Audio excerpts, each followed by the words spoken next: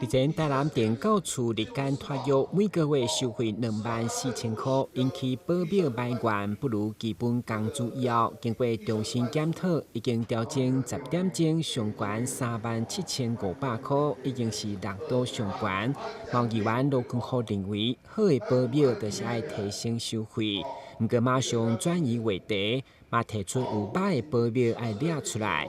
因为5期就传出保镖性侵幼童一案，伫总日巡，伊嘛秀出保镖已经向幼童阿嬷坦诚道歉的录音带。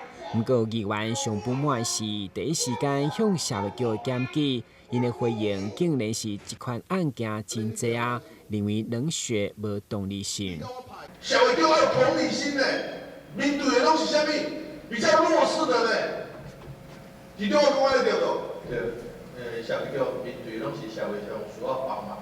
对啊，我跟他讲过，社会有好人保歹人，保姆嘛有足侪实在是真正足认真的咧。好的保姆，你甲咱甲提升伊的收费。对嘛，歹嘛是爱揪出来嘛。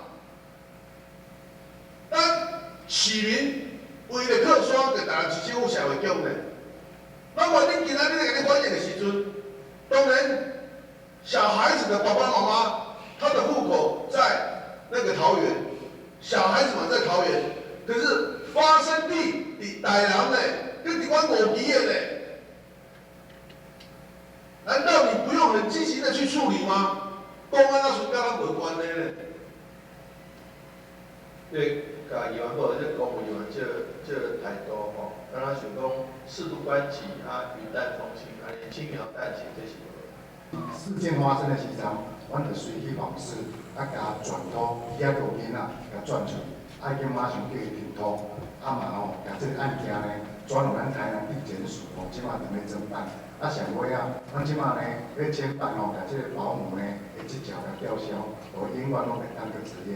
虽然议员服务处人员伫检举时被消局回应保镖性侵案件真济，不过消局长伫总日巡才消毒澄清，嘛表示会针对当日的回应处理再教育，同时伫司法侦办当中全力配合调查。